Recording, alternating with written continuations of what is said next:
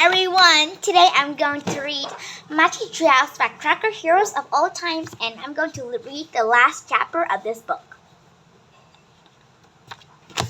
Chapter 6 John Muir. John Muir was born in Dunbar, Scotland in 1838.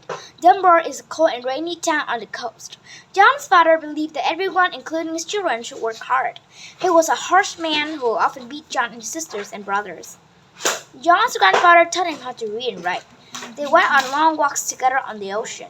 The two spent hours exploring the seashore and its side pools. Jobs of nature began with his grandfather. Wisconsin. When John was 11, his father bought a farm in America and moved the family to Wisconsin. Instead of going to school, the more children had to work on the farm.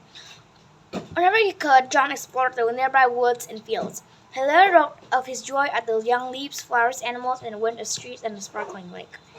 John's father told him that if he wanted free time, he would have to wake up early. John got up at 1 o'clock every morning. In these early hours, John began inventing things. He got a thermometer so sensitive that the body heat of someone standing 5 feet away affected it.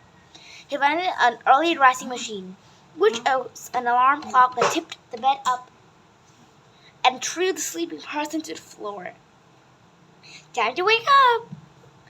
Oh, fantastic! I love a machine. Oh. Leaving home. John went to University of Wisconsin for 2 years. He read about nature and began to write down what he learned in notebooks. In 1864, John left for Canada to study plants in the southern provinces. When he ran out of money, he worked in factories. After the accident of carriage factory, John lost his sight. When he finally returned, he was so grateful he vowed to spend the rest of his life studying the natural world. Yosemite. John decided to walk 1,000 miles from India down to Florida Gulf Coast.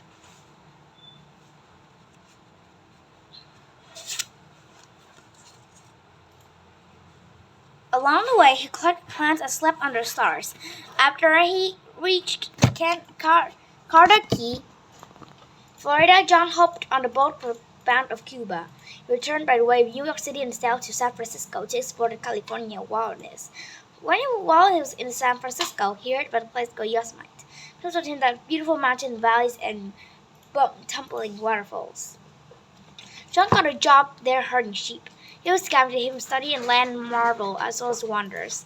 He tied his notebook to his waist so he could write down anything interesting he saw as he hiked. He also spent hours filling his notebook with sketches of rock formations and plants. John built a cabin and settled in to explore the mountains and valleys. He became especially interested in glaciers and how they helped shape Yosemite. John began writing articles for magazines and newspapers, so wrote books. He became well known as a naturalist. Famous people visited Yosemite to spend time with him. Rancher. After 10 years in Yosemite, John married and moved to Martinez, California. John and his wife Lucia grew pears and grapes on a ranch of their father had owned. But John kept returning to the beloved Yosemite again and again. He'd take a long bag of oatmeal, a loaf of bread, a blanket, some tea, and sugar. The mountains are calling and I must go, he said. He also went to Alaska to see his glaciers, this incredible natural world there. Strong said no words could be described the beauty he saw. Saving the wild places. John worried the wild places were slipping away. Logging was causing the great forests to disappear. Much of the land was being destroyed by the overgrazing cattle and sheep. John wanted to save the wilderness that he loved. In 1903, President Theodore Roosevelt visited John at the Yosemite.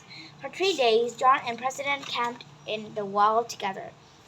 During that time, John hoped to convince him that Yosemite could become a national park. John's conversations around the campfire with Roosevelt paid off. In 1905, the president made the Yosemite a national park. Since then, it had remained an unspoiled wilderness. John also helped create Sequoia National Park, Grand Canyon National Park, and Mount Rainier National Park. He was the father of national parks. In 1892, John founded the Sierra Club. This club has many thousand members working hard to protect the environment. When he died in 1914, John had written over 300 articles in 12 books. Theodore Roosevelt and John Muir stand on Glacier Point in Yosemite. Our heroes. John Muir Florence Nightingale, Harriet Tubman, Susan B. Anthony, Gandhi, and Martin Luther King Jr. are truly heroes of all times. Hear them change history by following their inner light, by being brave and never giving up. That's what heroes do.